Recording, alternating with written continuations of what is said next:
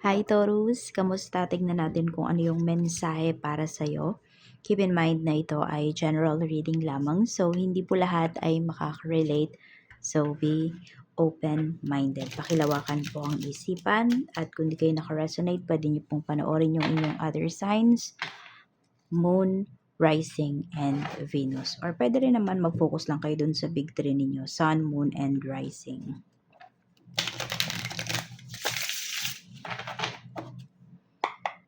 Tignan natin, energy. We have coffee date. We have children. Mayroon tayo ditong secrets. Okay, tignan natin kung saan yung aspect ng life mo. Hindi lang po yan about sa romantic relationship. I'm open to receive any messages, please. Spirit guide for Taurus. Kung hindi pa po kayo nakasubscribe dito sa ating channel, please subscribe and hit the bell button para lagi po kayong updated every time na meron tayong uploads. We have Four of Swords, okay? So more on, this is about family gatherings. Medyo yung iba lang po sa inyo, Taurus, parang ano ba yon? Mas gusto nyong magstay sa bahay kesa makipag-socialize or kesa some of you pwedeng kesa makasama yung family ninyo.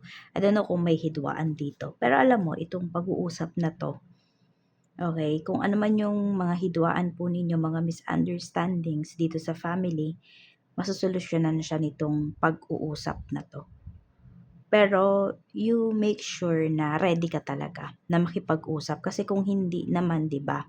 Kung yun nga mas gusto mong magstay lang sa bahay or spend yung rest day mo sa ibang paraan or sa ibang lugar, ganyan. Edi doon mo siya gawin. I mean, yun yung pagtuunan mo ng pansin kaysa dito. Kasi may mga tao po na gusto kang makausap. Meron silang gustong linawin sa'yo, ganyan. Pero kung hindi ka pa nga ready, wag mong ipilit kasi yung gusto nilang mangyari na magkaayos-ayos kayo, ganyan, or maintindihan mo sila, pwedeng iba yung kalabasan nun. Baka mas maging worse. Kaya po, ayan, no? Kung hindi ka naman talaga ready, then wag kang pumunta. Wag mo muna silang kausapin. Or pwede mong sabihin sa kanila yon mismo na hindi ka pa ready makipag-usap.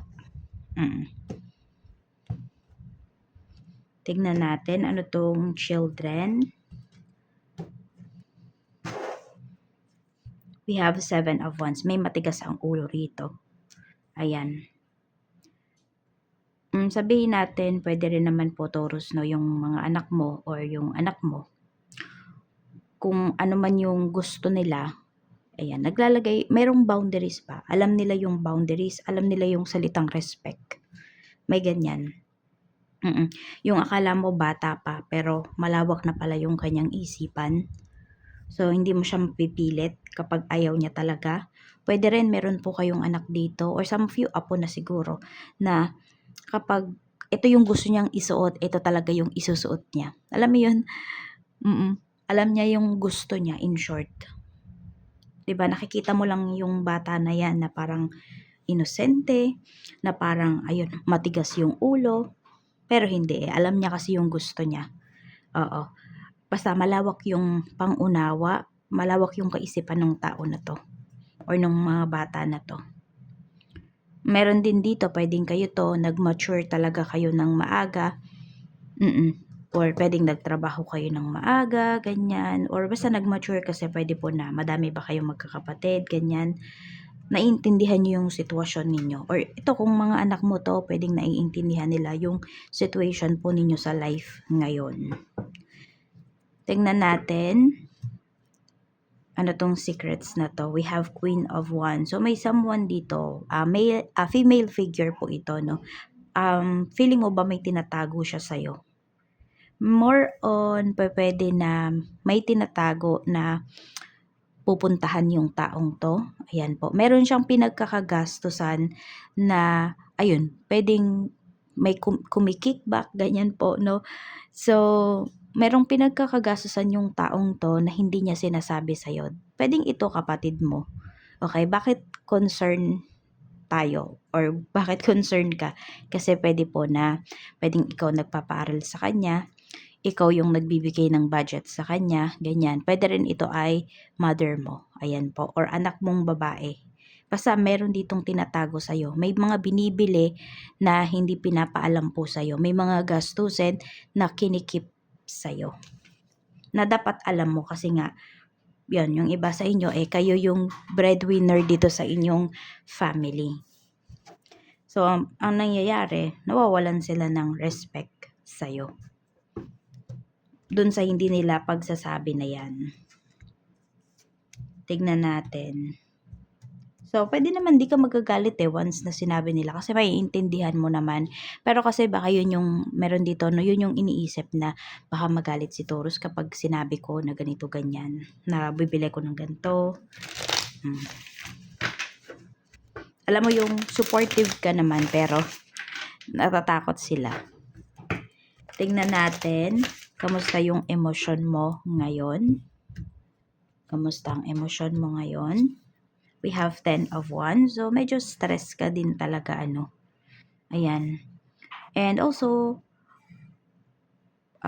gusto mong, okay, more on sa physical din, no? Napapagod din po yung karamihan sa inyo. Feeling exhausted. Pagod yung puso, pagod yung katawan. So, parang naghahalo na yung mga nararamdaman mo. Your isipan naman, we have 3 of Wands. So, yung kaisipan mo naman, more on nasa future siya. So, pwedeng lahat ng ginagawa mo na sacrifices, lahat ng pagod mo na to, pagod ng kaisipan, pagod ng puso, pagod ng katawan, is para sa future mo or para sa future nyo ng family mo. Yun talaga yung inaalala mo. Dito ka nagfo-focus. Ayan. Kamusta naman yung spiritual health mo?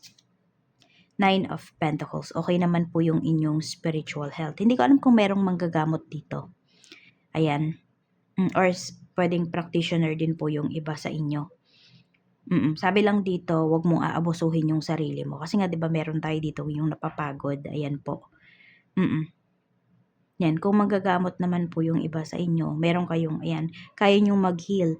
Some of you hindi lang to yung faith healer kayo. Meron po dito nagmamasahe, meron therapies yung iba po sa inyo, no? Tapos, more on sa medical field for some of you. Kasi natagpuan nyo na talaga yung life purpose ninyo. So, yun lang, wag nyo lang daw po masyadong pagurin yung inyong katawan. Oo, tamang kumikita po kayo, pero kailangan nyo din po ng break. Ayan. So, alagaan mo din talaga yung iyong, hindi lang yung kaperahan mo, alagaan mo din talaga yung physical health mo, not just your spiritual health. So, marami naman po sa inyo, na-appreciate nyo na talaga yung inyo pong life purpose. Kasi nga po, nandiyan na talaga kayo sa tamang path po ninyo. So, let's see. Pagdating naman sa blessings na pwede mong ma-receive ngayon, we have Page of Wands. So, ito ay pwede nga po na balita, good news ito na manggagaling sa anak mo. Whether mga bata pa yung mga anak mo or mga adults na sila, pwedeng may trabaho na. Ayan po.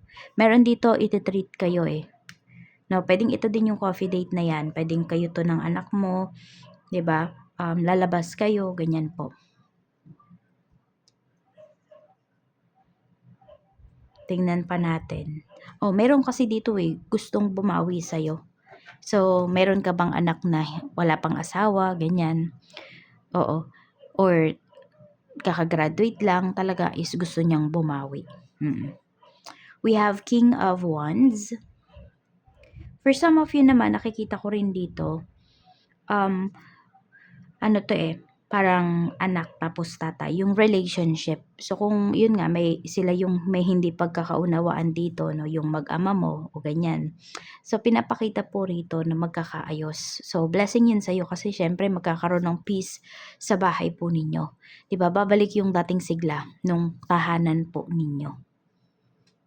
Tapos, meron ding ma-effort dito. So, kung may nanliligaw po sa'yo, Taurus, ayan, masabi natin yung intention ng taong to is pure naman po talaga. Tsaka sa'yo lang siya nakafocus. We have 10 of Pentacles. This is stability. Ayan po. Maraming involved na pera dito sa'yo ngayon. I don't know kung ano yung trabaho mo. Okay, pero ayan, marami kang bibilangin na pera ngayon. And also, mafe-feel mo din yung love ng family mo sa'yo. Kaya nga meron talagang gustong makipag-usap sa'yo rito eh. Yun nga lang talaga kung hindi ka ready, then wag muna. Tignan pa natin. So, okay yung finances na pinapakita, no? But let's see, check natin yung energy yung malakas ba na energy ng taong makakasalumuha mo. We have Ace of Wands.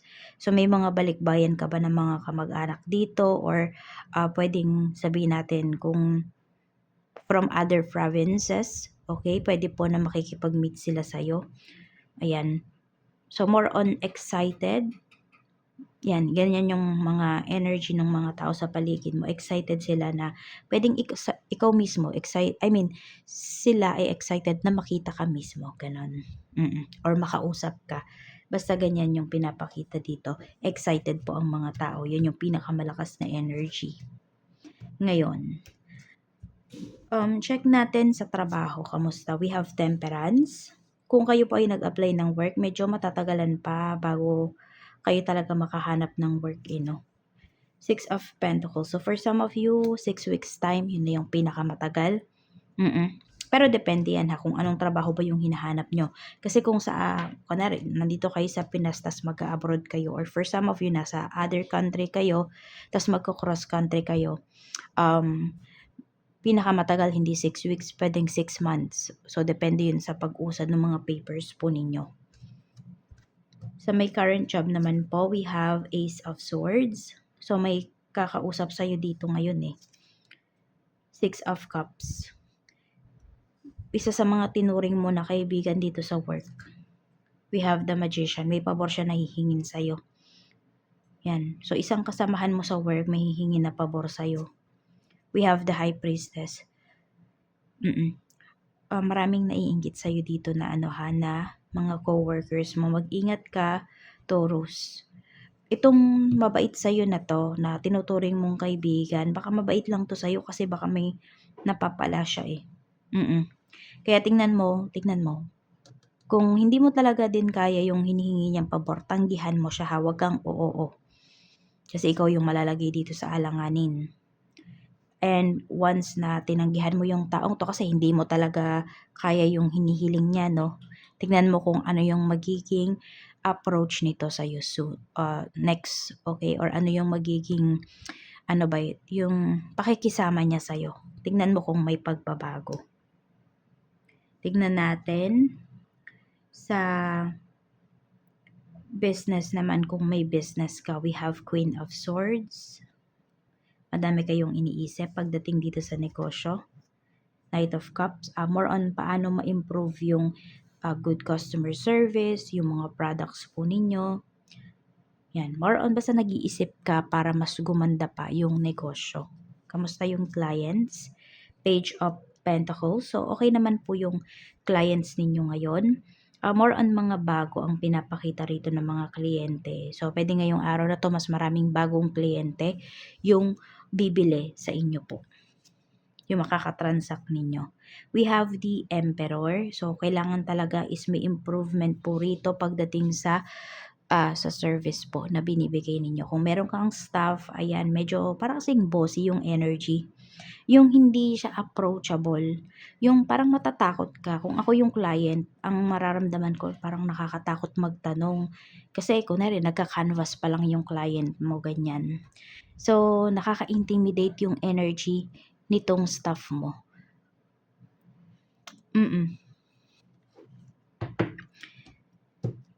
Kaya may baguhin. Pag-aralan kung paano pa mapapaganda yung good customer service. Or pwedeng wag siya yung i-front mo kasi madaming nai-intimidate. Check natin pagdating naman sa kaperahan. So, we have Two of Pentacles. So, medyo marami kayong gastos ngayon, Nagdadalawang isip. Or more on nagbabudget kasi talaga to eh. Tinitignan kung ano ba yung pasok sa budget, 'di ba, ano yung swak sa budget ninyo, baka meron mag-go-grocery ngayong araw na 'to or more on canvassing din ang pinapakita. Ito bibili kayo ng supply sa bahay. Meron naman dito kung nagpapagawa kayo ng bahay, nagpapa-renovate. I don't know kung may nagpapalit ng tiles dito. So, tinitingnan niyo kung ano ba yung mas mura, ano yung mas efficient, ano yung mas ano ba, mura pero quality, tipong ganyan. So, more on nagka-canvas nga po talaga. Pero yan, meron din talaga dito na more on supplies sa bahay. So, could be toiletries. Meron dito, ano ba, groceries. Yan po, yung pagkakagastusan. Meron naman gamot ang iniintindi. Kung may maintenance or I don't know, kasi nga yung iba sa inyo, di ba, kayo yung breadwinner dito sa family. So, kung merong family members, could be your parents or grandparents, meron dito is may sakit or may maintenance nga po, pwedeng yung matanda ay tinitingnan niya kung saan siya makakatipid. Generic drug na lang ba yung ano niya, bibilihin niya, or dun siya sa branded. Ayan. Tignan natin. So, pwedeng kahit nagsusustento ka naman ng maayos, nagtitipid pa rin. Meron dito po. So, yung pagtitipid na yun, iniingatan po yung kinikita mo talaga. You know, meron naman dito ganun. Iniingatan niya. Check natin pagdating sa love life mo. Okay? We have Knight of Wands. So, more on efforts po yung pinapakita rito. So, nararamdaman mo ba yung affection? Nararamdaman mo yung efforts ng person mo? Meron pa dito parang nagta-travel pa para makita ka lang. 3 to 4 hours may nagta-travel po rito. Ganyan. So, some of you, kahit nandito kayo sa Pinas, pwedeng LDR kayo ng person mo. Minsan lang kayo magkita. Some of you, once a month lang ba? Or mas madalang pa ba? Ilang months ba bago kayo magkita, ganyan. Pero ramdam mo yung love ng person mo kahit ganyan. Kahit madalang kayong magkita. Patignan natin ano yung unresolved issues. Meron ba? 7 of Pentacles. Okay. More on budget ang pinapakita dito. So, yun nga kasi nga yung iba sa inyo, yung karelasyon nyo kasi is yung karelasyon nyo o yung asawa nyo is yun, siya lang pwedeng may work or siya yung breadwinner nga sa family po, ano. So, some of you, kaya ito yung energy, ayun, minsan lang kayo makalabas. Kahit kung mag-asawa na, no, madalang lang po kayong mag-date ng asawa mo, tipong ganyan. So, yun lang. Pwede naman kasi, di ba? Sa bahay, o doon na lang kayo mag-date, gawa kayo ng coffee. 'Di ba? Luto ka ng masarap, yung tipong ganyan. So, di naman kailangan lagi gumastos. Nasa diskarte pa rin yan. Tignan natin. Pero ito yung ito yung issues. Di ko alam kung ito ba i-issue ninyo parehas, lalo na sa mag-asawa, medyo nakukulangan nga sa budget. Or kung magkarelasyon pa lang po kayo, na mag-boyfriend, girlfriend, ganyan. So, ito yung issue ng person mo, kaya hindi siya laging nakakapunta, nakakadalaw sa'yo. Ano yung nararamdaman niya? King of Cups. Mahal ka naman po talaga nitong person mo. Wala namang iba. Walang laman na iba yung puso niya. Ikaw lang talaga. At ikaw na din po yung nakikita nito na makakasama for life. So, yung asawa mo, yung person mo, hindi po yan tumitingin sa iba. Focus lang yan sa work niya. No? Focus lang siya muna sa mga problems niya. Yun yung gusto niya munang tapusin. Ikaw lang daw yung buhay niya, oh. Sa'yo lang umiikot yung mundo ba niya, ganyan. You know, ikaw lang yung nagpapasaya sa kanya. And happy naman na siya doon. Kontento na siya. Ayan, kontento na siya. Tingnan natin.